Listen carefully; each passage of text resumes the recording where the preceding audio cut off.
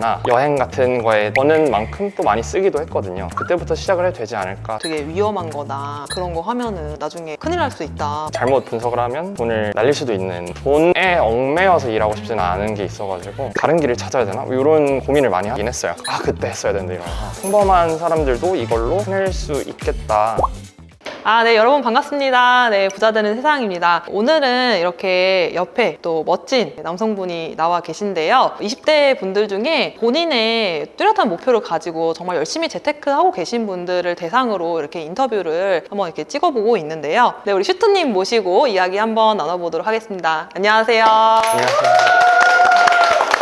네, 간단하게 자기소개 한번 부탁드릴게요. 안녕하세요. 저는 부자 되는 세상 선생님과 함께 재테크 관련해서 공부하고 있는 슈트라고 합니다. 안녕하세요. 안녕하세요.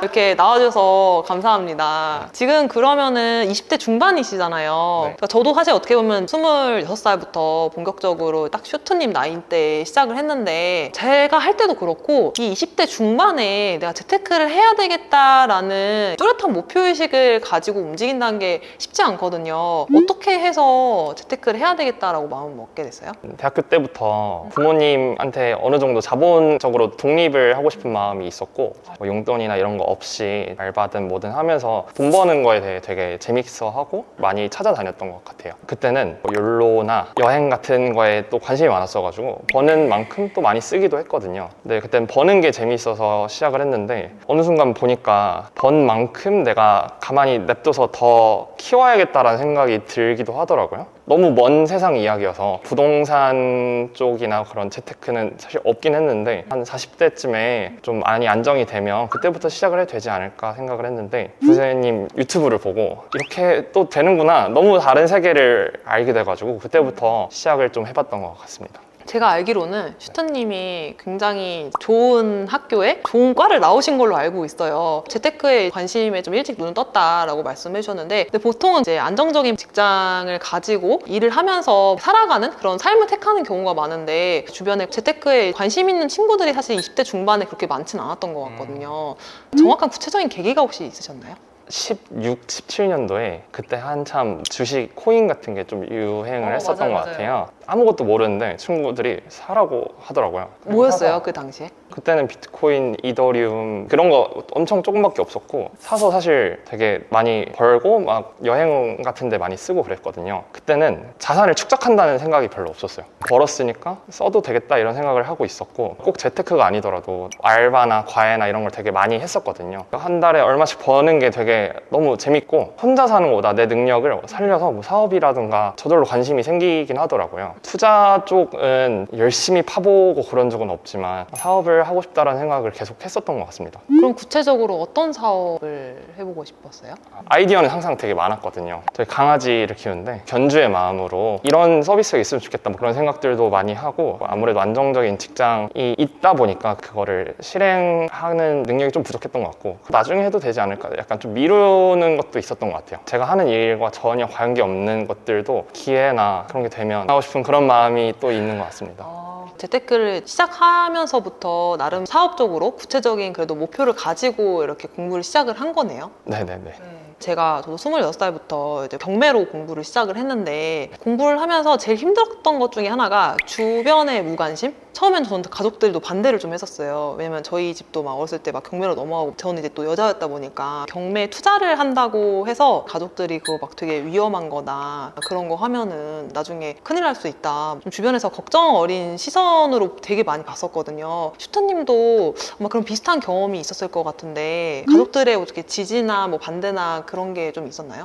아무래도 경매라는 것 자체가 법적인 부분을 들어가야 되기도 하고, 뭐 잘못 분석을 하면 돈을 날릴 수도 있는 그런 상황이 있을 수도 있다 보니까 엄청 우호적인 반응은 생각보다 없었는데, 여러 가지 다른 분들 경험담을 보고 어떻게 하면 돈을 벌 수 있는지 이해가 되고, 그 구조가 사기를 치고 그럴 수 있는 게 아니다 보니까 평범한 사람들도 이걸로 해낼 수 있겠다. 어릴 때부터 그런 생각을 했던 게, 돈을 벌면 바뀌지 않는 가치로 현물로 바꿔야 된다는 생각했어요. 저는 되게 보수적이라서 뭐 투자를 하고 조금씩 벌면 안정된 걸로 또 바꿔놓고 이런 투자를 많이 했었거든요. 부동산이 그중에 제일 안정된 게 아닌가 생각을 했는데 일반인들 입장에서 그냥 건물 같은 거 사면 되지 않나 생각밖에 못 해가지고 건물 사려면 돈이 한참 부족하니까 나이 들어서 하자 이랬는데 경매 공부를 하면서 부동산에 대해 알아야 내가 나중에 어떤 투자를 할 때도 준비가 되어 있을 수 있겠더라고요. 지금부터 부동산은 나랑 떼낼 수 없는 관계니까 미리미리 공부를 하자라는 마음으로 처음에 시작을 했던 것 같아요. 되게 어렸을 때부터 깨어있는 친구였구나 라는 생각이 들거든요. 조금 엉뚱한 질문일 수도 있는데 하고 있는 게 약간 메디컬 계열 쪽에 공부를 하고 있잖아요. 지금 재테크 공부도 같이 병행을 하고 있는데 본인이 생각했을 때 어떤 게 좀 더 잘 맞아요? 둘 다 사실 너무 좋아하는데 메디컬 계열 쪽은 탐구해서 내가 알아가는 재미가 있다면 부동산은 알고 실천하는 재미가 또 다른 것 같아요. 실전에 써먹으려고 공부하는 것들도 많다 보니까 재미의 유형이 좀 다르지 않나 생각이 듭니다. 그죠. 약간 재테크 공부가 단순히 그냥 이렇게 책상 앞에 앉아서 하는 공부뿐만이 아니라 직접 현장에 나가서 임장 가서 실제 물건도 보고 뭐 시세 조사도 하고 이런 것들이 이제 포함이 되어 있다 보니까 그런 측면에 있어서 좀 재미를 많이 좀 느끼시는 것 같아요. 정확하게 정리해 주셨습니다. 저도 그래서 이런 부동산 공부가 재미있는 게 이게 똑같은 거를 이제 보는 것도 좋지만은 이게 어떻게 변화하는지 눈에 또 딱 보이잖아요. 특히 저는 이제 상가 공부를 그래서 되게 재미있게 했던 기억이 있는데 슈터님 같은 경우에는 지금 공부해봤을 때 이런 분야에 난 좀 더 관심이 간다 하는 것들이 있을까요? 아직도 불인이에 속한다고 생각을 하는데 모든 부동산 유형이 전 재밌어요. 오히려 너무 많은 걸 보려다 하니까 하나를 디깅하지 못하는 느낌이 또 들더라고요. 부동산 종류에 따라 매력이 다르고 수익을 이끌어내는 방법이 다 다르다 보니까 하고 싶은데 못하니까 더 속상한 게 있더라고요. 근데 지금은 어쨌든 하나에 집중하는 게 중요하다 생각을 해서 뭐 주거용 물건 위주로 보고는 있지만 제일 재밌는 건 상가가 아닌가. 상가가 제일 재밌어요. 상가가 제일 재밌는 것 같더라고요. 저도 공부할 때 상가가 되게 재밌었던 것 같아요. 왜냐면 상권이라는 게 계속 바뀌잖아요. 근데 좀 비슷한 생각이신 것 같아요. 왜냐면 시작하기 전에 잘 놀고 잘 돌아다니고 이런 걸 좋아했어요. 그러다 보니까 맛집을 찾아다닌다던가 뭐 서울 곳곳을 다녀봤었거든요. 잘 놀러 다닌 게 상권 이런 거 이해하는 데 도움이 되더라고요. 어떤 경험들도 다 나중에 쓸모가 있겠구나 생각이 들면서 좀 빨리 주거를 마스터하고 상가를 접근하고 싶은 그런 마음이 또 있는 것 같습니다. 근데 되게 잘 하실 것 같아요. 슈트님 워낙 똑똑한 친구라서 잘 하실 것 같고 지금 슈트님도 어쨌든 간에 본업이 있고 시간을 쪼개서 공부를 하고 있잖아요. 하루에 뭐 1시간이면 1시간 이렇게 하루 일과가 공부하는 시간이 혹시 어떻게 돼요? 원래 퇴근하고 공부를 그때부터 막 하는 편이었는데 어느 순간 되니까 퇴근하면 못 하겠더라고요. 퇴근하고 나서 힘들어서? 네, 사람들이 제가 뭐 하는지 관심을 되게 많이 가져요. 어디가 좋냐 이렇게 물어보는데 저는 너무 부담스럽더라고요.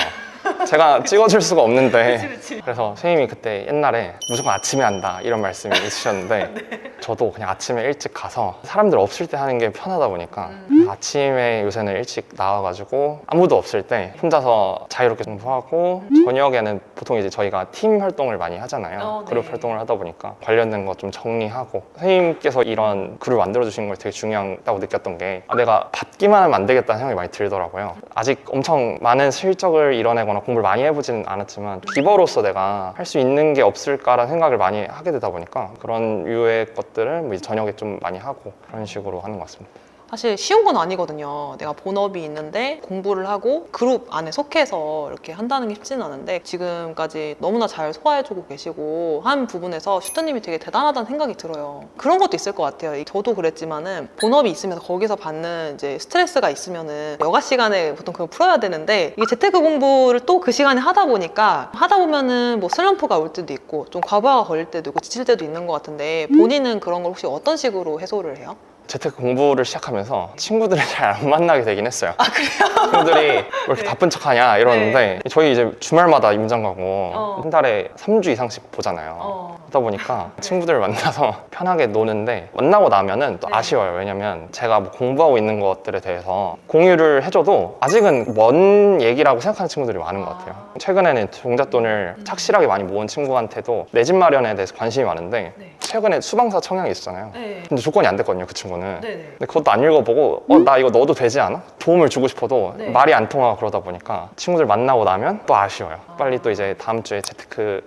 얘기하러 부동산 얘기하러 만나고 싶고 네. 평일에도 카톡으로 되게 많이 얘기를 하잖아요. 이거 하는 게 너무 재밌어가지고 더 스트레스가 풀리는 게 있는 것 같아요. 공감이 가는 게 저도 약간 오히려 직장에서 받는 스트레스를 재테크 공부를 하면서 좀 승화를 시켰거든요. 스트레스 받는 게 그런 거잖아요. 어쨌든 내가 직장을 내가 포기했을 때 선택지가 없잖아요. 그런데 재테크 공부를 하면서 오히려 직장 생활이 좀 편해지는 거예요.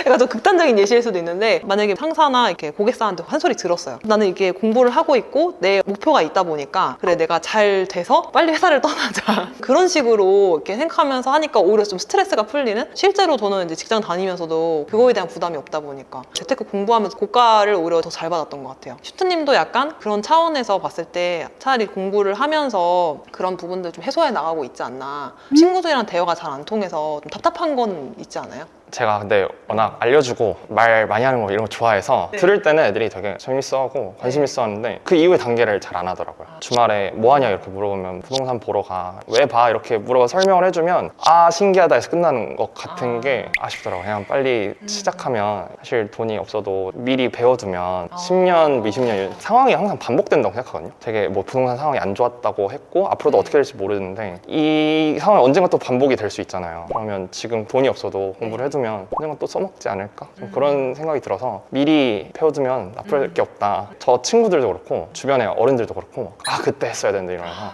매번 후회를 하세요. 근데 저는 그게 반복이 되는 것 같더라고요. 했으면 좋겠습니다. 20대 친구들 20대부터. 슈트님 같은 경우에는 뭐 친구들이랑 좀 또래랑 대화가 잘 안 통할 수 있지만 그래도 같이 활동하는 친구들 중에 좀 비슷한 나이 또래가 있으니까 그런 거는 좀 덜 한 편이긴 하겠네요.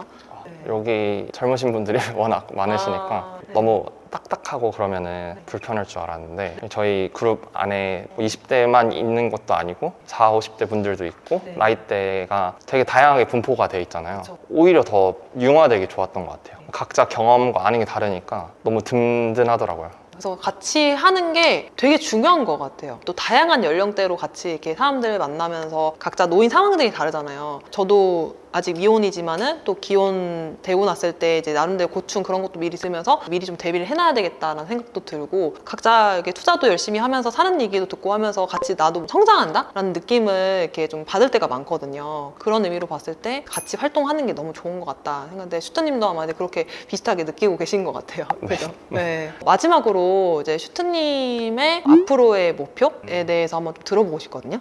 사실 저는 이 직업이 너무 좋고 뭐 엑스트를 한다 뭐 이런 생각은 별로 해본 적이 없거든요. 대부분의 사람들이 아주 좋은 직업을 가지고 있더라도 계속 기준이 올라가다 보니까 가지고 있는 현금 자산의 크기 때문에 스트레스를 되게 많이 받아 하는 것 같아요. 직업으로 자산을 이뤄내도 좋지만 자아실현은 직업으로 하고 돈은 다른 걸로 벌겠다라는 생각을 많이 했거든요. 돈 때문에 스트레스를 받으면서 이 직업을 하고 싶진 않은 생각이 들었어요. 대부분이 그런 생각을 가지고 들어와도 결국 내가 받는 돈에 만족을 못하니까 다른 길을 찾아야 되나? 이런 고민을 많이 하시는 것 같더라고요. 저는 아직 미혼이지만 돈에 얽매여서 일하고 싶지는 않은 게 있어가지고 내가 하고 싶은 봉사도 하고 그냥 편하게 하고 싶은 그런 마음이 또 있는 것 같습니다. 제 자산이랑 맞벌이를 하면 되지 않나 그 정도를 모으는 게 제 목표입니다. 근데 슈터님은 워낙 똑똑하셔가지고 잘 하실 것 같아요. 겸손하기까지. 오늘 이제 슈터님이랑 만나서 또 20대 분들이 공감할 만한 정말 다양한 얘기를 되게 많이 해주셨는데 20대 또 구독자분들이 많이 계세요. 지금 슈터님은 이제 재테크 되게 열심히 하고 계시지만 이제 영상 보고 계신 분들은 관심은 있지만 아직 시작을 못한 분들이 훨씬 더 많거든요. 그런 분들을 위해서 마지막으로 한 말씀 좀 부탁드리겠습니다.